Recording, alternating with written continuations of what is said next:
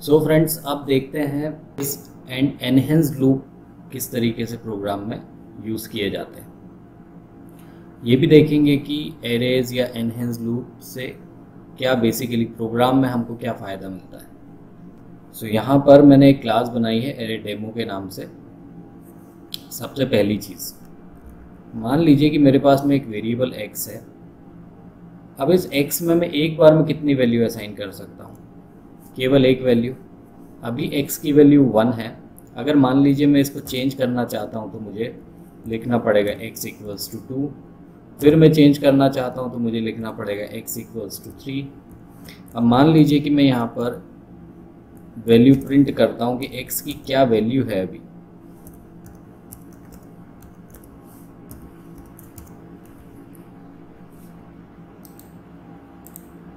तो यहाँ देखिए वैल्यू क्या आएगी 3, यानी कि पहले 1 थी जिसके ऊपर 2 वैल्यू आ गई और फाइनली उसके ऊपर 3 वैल्यू आ गई। तो करंट वैल्यू कितनी है x की? 3, यानी कि x एक बार में केवल एक ही वैल्यू होल्ड कर पा रहा है। यानी कि अगर मुझे x के अंदर 100 वैल्यूज़ कॉपी करनी हो तो मुझे ये सारी लाइन 100 टाइम्स मुझे रिपीट करनी पड़ेंगी। x equals to 1, x equals to 2, like that. ऐसा मुझे 100 टाइम्स लिखना पड़ेगा। अगेन इसको क्या कहा जाएगा? Inefficient way of programming. Okay, and आप ऐसा भी बोल सकते हैं इलॉजिकल प्रोग्रामिंग। तो जो प्रोग्रामर जिन्होंने ये लैंग्वेजेस बनाई हैं उन्हें मालूम है कि ऐसी कंडीशन को कैसे सॉल्व किया जाए और प्रोग्रामिंग को कैसे एफिशिएंट बनाया जाए। इसी को एफिशिएंट बनाने के लिए एरेज डिज़ाइन किए गए हैं। तो सबसे पहले समझ लीजिए कि एरेज होते क्या हैं। एरेज होते हैं collection of multiple values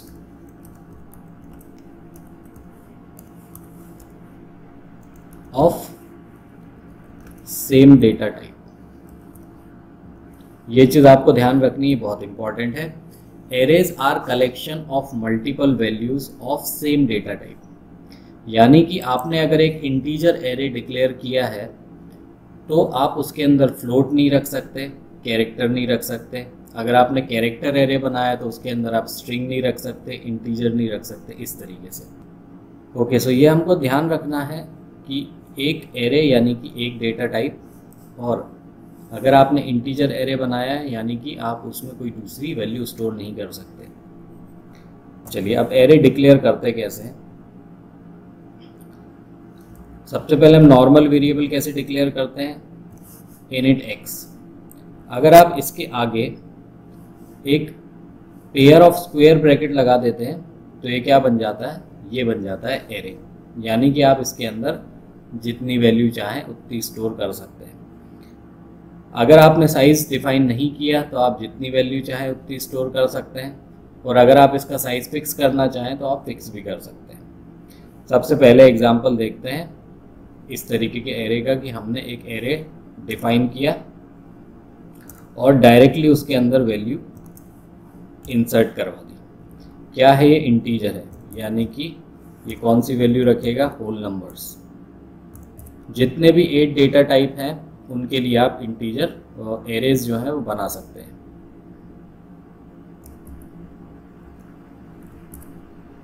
okay, अभी हमने 5 वैल्यूज़ का एरे बनाया है। अब इस एरे से अगर आपको वैल्यूज़ निकालनी हो तो क्या करना पड़ेगा? कंटिन्यूस 5 वैल्यू आने वाली है, यानी कि ऑपरेशन रिपीट करना पड़ेगा।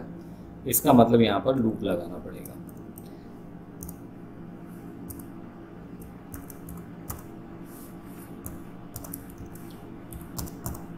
चलिए, तो यहाँ पर फॉर लूप एक इनिशियलाइज कर लेते हैं। Init i equals to 0। कहाँ तक जाएगा लूप? 0 से कितनी वैल्यूज फैच करनी? 5 वैल्यू फैच करनी है, यानी कि ये जाएगा लेस देन 5। 0 से शुरू कर रहे हैं, 4 पे हमारा लूप ख़त्म हो जाना चाहिए, i++। इसके बाद में इसकी वैल्यूज फैच करनी है तो आउटपुट स्टेटमेंट हम यहाँ पे कॉपी कर लेते हैं। और अब x जो है वो नॉर्मल वेरिएबल नहीं है, वो एक एरे है, इसलिए इसके साथ में हमेशा पेयर ऑफ स्क्वायर ब्रैकेट चलेंगे। इसके बाद में ये जो एरे है ये बेसिकली एक चीज़ और है कि it is collection of multiple value of same data type इन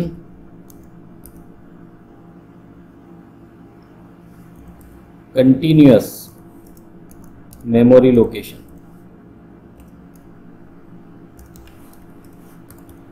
यानी कि जैसे ही आपने एक एरे डिक्लेयर करा इनिट x और कितनी वैल्यू का, 5 वैल्यू का, तो आपका सिस्टम क्या करेगा, आपका सिस्टम एक मेमोरी के अंदर 5 स्पेस एलोकेट कर देगा, 5 वैल्यूज़, ताकि उसके अंदर स्टोर हो सके।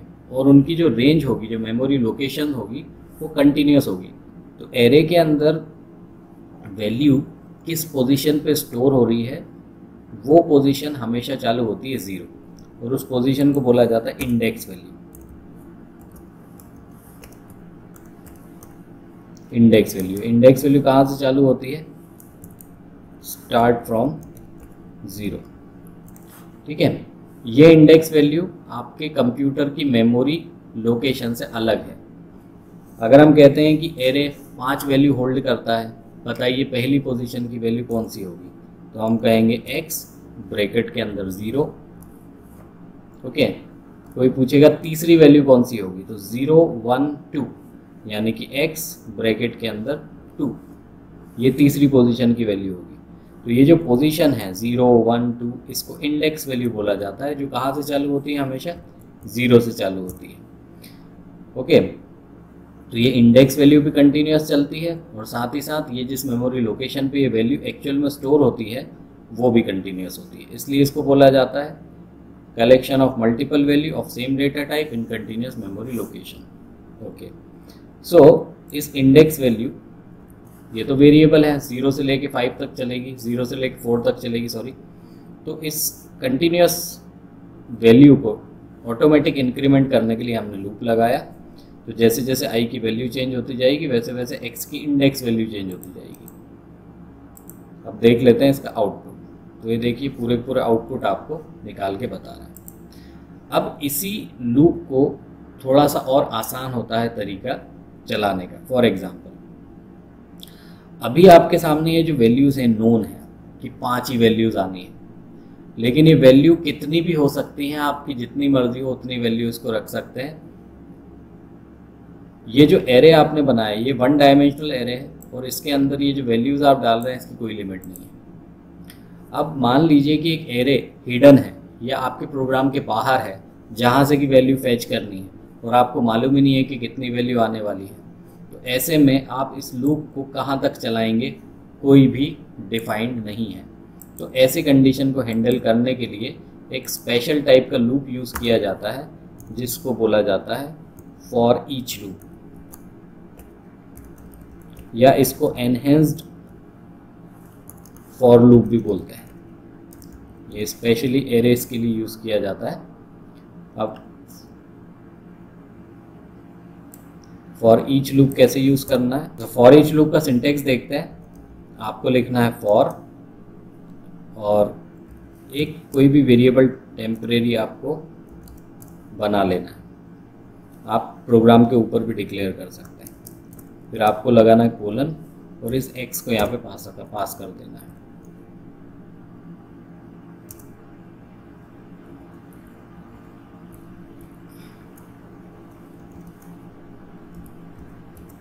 ओके, अब simple system.out.print values of array. यहाँ पे अब आपको किसे पास कर देना है, x की बजाय आपको लिख देना सिंपल टेम्प। अब x के अंदर 5 वैल्यू हैं, 100 वैल्यू हैं या 1000 वैल्यू हैं, इससे आपको कोई टेंशन लेने की ज़रूरत नहीं है, वो ऑटोमेटिकली आपका फॉर लूप हैंडल कर लेगा। तो ये देखिए सारी वैल्यूज फैच हो गई। अब यहाँ पे अगर मैं वैल्यू बढ़ा भी देता हूँ तो ये सारी की सारी चीज़ें आपका जो लूप है वो खुद हैंडल कर लेगा अपने हिसाब से। जो एरे है आप ये जो कोलन यूज़ कर रहे हैं यहाँ पे, इसका मतलब है कि इस एरे को आपने सीधा सीधा इस टेम्प्रेरी वेरिएबल में पास कर दिया है। अब एरे का जो भी साइज़ होगा ऑटोमेटिकली लूप उसे सेंस करके उतने देर तक लूप चला देगा। ठीक है भाई, तो ये हुआ सिंगल डायमेंशनल एरे और फॉर ईच लूप। अब एरे आपने डिक्लेयर करा है with values. Okay, array declare करने का दूसरा तरीका होता है as a object. As a object आप डिक्लेयर करेंगे तो आपको क्या करना है, मान लीजिए कि एक y नाम का मैं एरे बनाता हूँ और मुझे अभी वैल्यूज़ नहीं डालनी है, तो मैं क्या करूँगा, सिंपल इसका ऑब्जेक्ट बना के छोड़ दूँगा। तो मैं लिखूँगा इनिट, देन ब्रैकेट, देन यहाँ पे मैं इसका साइज़ डिफाइन कर दूँगा 5। ओके, तो अब सिस्टम क्या करेगा, 5 मेमोरी लोकेशन खाली छोड़ देगा, वैल्यूज़ आप जब डालेंगे तब वहाँ पे चली जाएंगी। तो अभी हमने खाली एरे डिक्लेयर कर दिया है। तो ये पहला तरीका है, ये दूसरा तरीका है एज अ ऑब्जेक्ट, अगर आप वैल्यूज़ नहीं डालना चाहते हैं तो। अब आप क्या करिए, एक लूप लगाइए,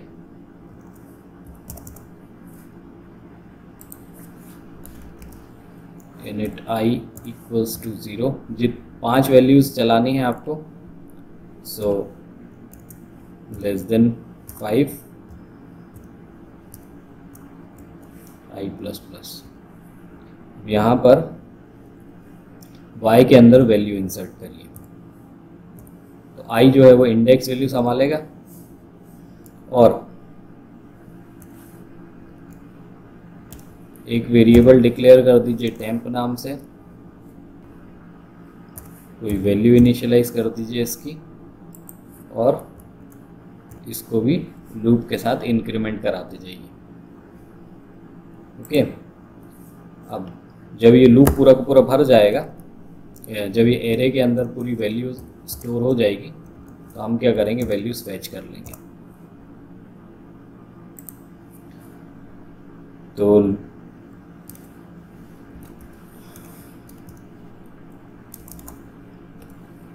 y को हमने पास किया यहाँ पर,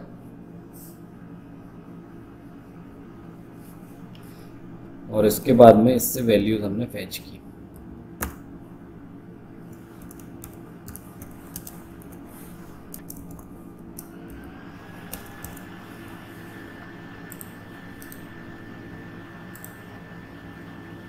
तो यहाँ पे देखिए टेम्प की वैल्यू 1 2 3 4 5 जो y के अंदर स्टोर हुई, ये जो है पहला लूप, पहला जो एरे है उसकी वैल्यूज़ है, और ये दूसरा है जो एज अ ऑब्जेक्ट आपने डिक्लेयर करा है, जिसको कि हमने खाली छोड़ दिया था और वैल्यूज़ बाद में डाली थी। जो वैल्यूज़ इसके अंदर आई हैं वो वैल्यूज़ हमने यहाँ पर शो करी है। यहाँ पर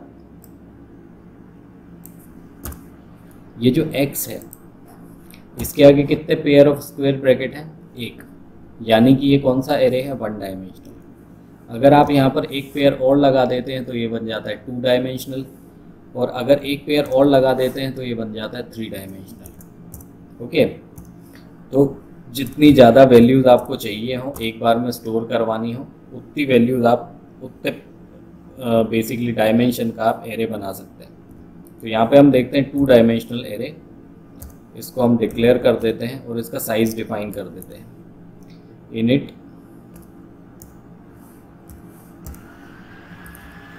सपोज 4 by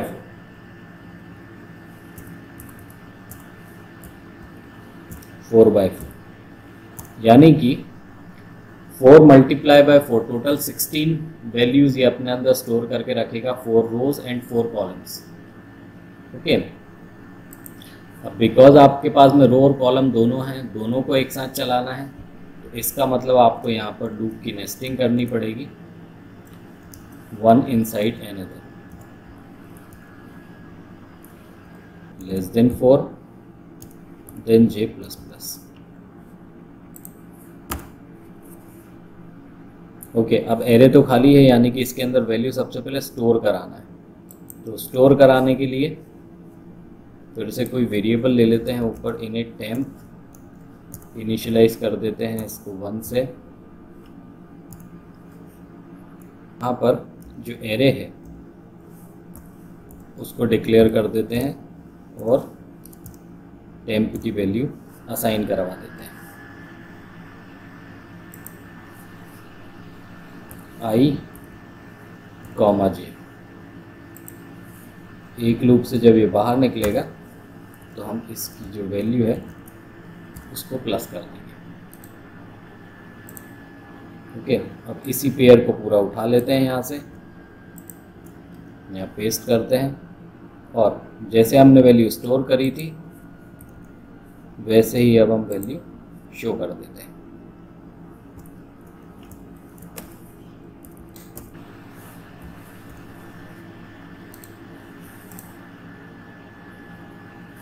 तो ये देखिए 1 2 3 4 जो भी वैल्यूज़ यहाँ पे टेम्प के हिसाब से हमने डाली थी सारी वैल्यूज़ यहाँ पे आ गई। देखिए कितनी वैल्यूज़ हैं, टोटल 16 वैल्यू। ओके, अगर आप यहाँ पे 4 मल्टीप्लाई बाय 3 करेंगे तो 4 मल्टीप्लाई बाय 3 मीन्स 12 वैल्यूज़ का आपका जो एरे जो है वो डिक्लेयर हो जाएगा। तो इस तरीके से आप 3 डायमेंशनल एरे 3 लूप यूज़ कर लीजिए, 3D एरे बन जाएंगे। एरे जो है प्रोग्रामिंग की एक तरीके से हार्ट है, बिकॉज हम हमेशा मल्टीपल वैल्यूज़ को हैंडल करते हैं और विदाउट दी एरे हमारे लिए ये काम करना पॉसिबल नहीं है। बस एक चीज़ ध्यान रखिएगा, what is the limitation of array. Limitation of array is, हम यहाँ पर कोई इंटीजर एरे है तो उसके अंदर कोई स्ट्रिंग नहीं डाल सकते। अगर आपको स्ट्रिंग एरे बनाना है तो आप स्पेसिफिकली अलग एरे डिक्लेयर करिए। फॉर एग्जांपल मैं कोई स्ट्रिंग इंसर्ट करानी है तो मुझे एक स्ट्रिंग नाम का अलग से एरे डिक्लेयर करना पड़ेगा। Suppose name is equals to, तो ये मैंने एरे डिक्लेयर किया यहाँ पर। यहाँ पर मैं कुछ भी वैल्यू स्टोर कर सकता हूँ as a string. For example name, for example age, double quote के अंदर 25 मीन्स आपका सिस्टम उसको एज अ स्ट्रिंग ही लेगा। जो मर्जी आप डबल कोट के अंदर लिखिए, सिस्टम आप क्या ट्रीट करेगा, एज अ स्ट्रिंग ट्रीट करेगा और वो एरे के अंदर वैल्यूज जाती जाएंगी। सपोज सैलरी 10,000, इस तरीके से।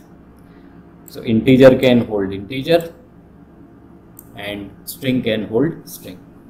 इसके साथ कुछ और अच्छी चीज़ें, एडवांस चीज़ें भी पॉसिबल हैं, वो हम बाद के लेक्चर्स में डिस्कस करेंगे।